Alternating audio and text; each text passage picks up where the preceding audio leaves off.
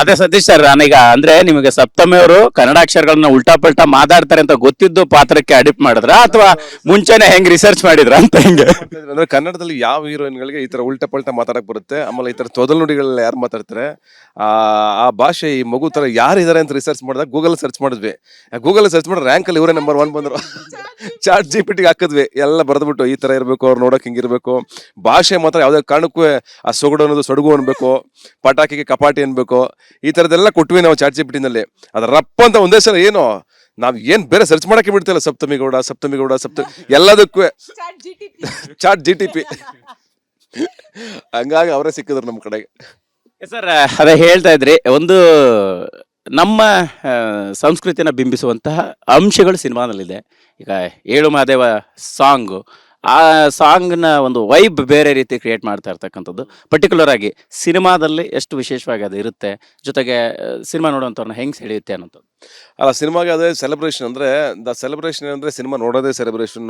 ಇವತ್ತು ಸಂಕ್ರಾಂತಿ ಮಾಡ್ತಾರೆ ಸೆಲೆಬ್ರೇಷನ್, ಆ ಸಿನಿಮಾದಲ್ಲಿ ಬರೋ ಇಂಟ್ರೊಡಕ್ಷನ್ ಸಾಂಗ್ ಕೂಡ ಸೆಲೆಬ್ರೇಷನ್. ಅಂದ್ರೆ ಇಡೀ ಊರು ಗ್ರಾಮ ಸೇರ್ಕೊಂಡು, ಅಷ್ಟು ಜನ, ಸಾವಿರಾರು ಜನ ಸೇರ್ಕೊಂಡು ಹೇಗೆ ಸೆಲೆಬ್ರೇಟ್ ಮಾಡ್ತಾ ಇದ್ದಾರೆ ಹಬ್ಬನ, ಆ ಊರನ್ನ ಮತ್ತೆ ಆ ಪ್ರಕೃತಿನ ಮತ್ತೆ ದೇವರನ್ನ.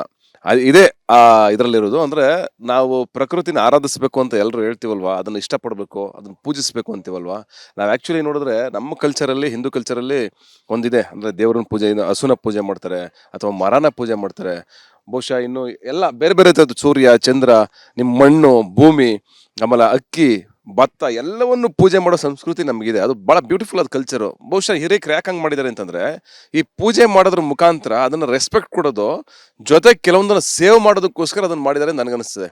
ಫಾರ್ ಎಕ್ಸಾಂಪಲ್, ನೀವೀಗ ಅರಳಿ ಮರ ತಗೊಂಡ್ರೆ, ಅರಳಿ ಮರಕ್ಕೆ ಪೂಜೆ ಮಾಡ್ತಾರೆ. ಅರಳಿ ಮರದಲ್ಲೇ ಹೈಯೆಸ್ಟ್ ಆಕ್ಸಿಜನ್ ರಿಲೀಸ್ ಆಗೋದು. ಆ ಥರದ್ದು ಸೈಂಟಿಫಿಕ್ ರೀಸನ್ಗಳು ತುಂಬಾ ಇದೆ ಈ ಕಲ್ಚರಲ್ಲಿ. ಅದನ್ನ ಏನೋ ಸಿನಿಮಾದಲ್ಲೂ ನಾವು ಅದನ್ನ ತರೋದಕ್ಕೆ ಟ್ರೈ ಮಾಡಿದ್ದೀವಿ. ಸದ್ಯಕ್ಕೆ ಕನ್ನಡದಲ್ಲಿ ಒಂದಿಷ್ಟು ವಿಭಿನ್ನ ಪ್ರಯತ್ನಗಳಾಗ್ತಾ ಇರ್ತಕ್ಕಂಥ ವಿಭಿನ್ನ ಸಿನಿಮಾಗಳು ಬರ್ತಾ ಇರುವಂಥದ್ದು. ಇದೆಲ್ಲದರ ಸಾಲಿಗೆ ಸತೀಶ್ ಅವರು ಆಗಲೇ ಹೇಳ್ತಾ ಇದ್ರು, ತುಂಬ ಸವಾಲುಗಳಿತ್ತು, ಕನಸುಗಳಿತ್ತು ಅಂತ. ಅದೆಲ್ಲವನ್ನು ಮೀರಿ ಈ ಪ್ರಯತ್ನ ನಿಮಗೆ ಎಷ್ಟು ಸ್ಪೆಷಲ್ ಅನಿಸ್ತಿದೆ, ಜನರಿಗೆ ಹೆಂಗೆ ತಲುಪ್ಬೋದು, ಏನಂತೀರಿ? ಅಂದ್ರೆ ಪ್ರಯತ್ನಗಳಾಗಬೇಕು, ಯಾಕಂದ್ರೆ ಅಷ್ಟು ಟ್ಯಾಲೆಂಟ್ ಇದೆ ಇಂಡಸ್ಟ್ರಿಲಿ. ಸೊ ಪ್ರಯತ್ನಗಳಾದಾಗಲೇ ಆ ಟ್ಯಾಲೆಂಟ್ಗಳೆಲ್ಲನೂ ಜನರಿಗೆ ಮುಟ್ಟಕ್ಕಾಗೋದು. ಅದೇ ರೀತಿ ದ ರೈಸ್ ಆಫ್ ಅಶೋಕ ಕೂಡ ಒಂದು ಪ್ರಯತ್ನ, ಅಂಡ್ ಒಂದು ಒಳ್ಳೆ ಪ್ರಯತ್ನ. ಬಹಳ ಚೆನ್ನಾಗಿ ಮೂಡ್ ಬಂದಿದೆ ಸಿನಿಮಾ. ತುಂಬಾ ಸಿಂಪಲ್ ಕತೆ. ಆ ಕತೆನ ತುಂಬಾ ಗ್ರ್ಯಾಂಡ್ ಸ್ಕೇಲ್ ಆಗಿ ಒಂದು ಸಮುದಾಯದ ಬಗ್ಗೆ ಮಾತಾಡೋ ಅಂತ ಕತೆ. ತುಂಬಾ ಚೆನ್ನಾಗಿ ತೋರಿಸಿದ್ದಾರೆ. ಸ್ಕ್ರೀನ್ ಪ್ಲೇನೂ ಅಷ್ಟೇ ಚೆನ್ನಾಗಿದೆ. ಪ್ರತಿಯೊಂದು ಕ್ಯಾರೆಕ್ಟರ್ಸೂ ಜ್ಞಾಪಕ ಇರುತ್ತೆ. ಪ್ರತಿಯೊಂದು ಕ್ಯಾರೆಕ್ಟರ್ಸ್ ಯಾಕೆ ಬಂದ್ರು ಹೋದ್ರು ಅನ್ನೋದು ಕೂಡ ಕಥೆಯಲ್ಲಿ ಉಳ್ಕೊಳ್ಳುತ್ತೆ. ಒಂದು ಚಿಕ್ಕ ಪಾತ್ರ ಆಗಿದ್ರೂ ಎಲ್ಲೋ ಒಂದು ಕಡೆ ಆ ಪಾತ್ರ ಎದ್ದು ನಿಲ್ಲುತ್ತೆ.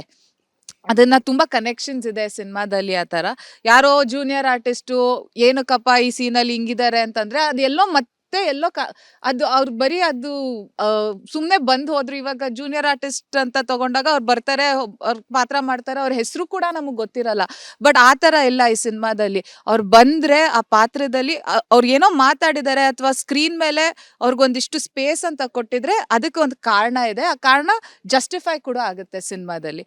ಸೊ ಭಾಳ ಚೆನ್ನಾಗಿ ಮಾಡಿದ್ದಾರೆ ಅದನ್ನ. ಸೊ ಅದನ್ನೆಲ್ಲರಿಗೂ ಖಂಡಿತ, ಅಂದ್ರೆ ನಾನು ಹೇಳ್ದಂಗೆ ಎಂಟರ್ಟೈನ್ಮೆಂಟ್ ಇದೆ, ಕಂಪ್ಲೀಟ್ ಸಿನಿಮಾ. ಫೈಟ್ ಇದೆ, ಲವ್ ಸ್ಟೋರಿ ಇದೆ, ಸಾಂಗ್ ಇದೆ, ಡ್ಯಾನ್ಸ್ ಇದೆ. ಇನ್ನೊಂದು ಭಾಳ ಚೆನ್ನಾಗಿರೋ ಒಂದು ಹಾಡು ಇಂಟರ್ವ್ಯೂಲ್ ಆದ್ಮೇಲೆ ಇದೆ. ತುಂಬಾ ಚೆನ್ನಾಗಿದೆ ಆ ಹಾಡು. ಅದ್ರ ವೈಬೇ ತುಂಬಾ ಡಿಫ್ರೆಂಟ್ ಆಗಿದೆ ಆ ಹಾಡ್ದು. ಸೊ ಪ್ರತಿಯೊಂದು ಕ್ಯಾರೆಕ್ಟರು ಅಷ್ಟೇ, ಪ್ರತಿಯೊಂದು ಕಲಾವಿದರು ಅಷ್ಟೇ ಭಾಳ ಚೆನ್ನಾಗಿ ಮಾಡಿದ್ದಾರೆ. ಸೊ ಎಲ್ರಿಗೂ ಖಂಡಿತ ಸಿನಿಮಾ ಇಷ್ಟ.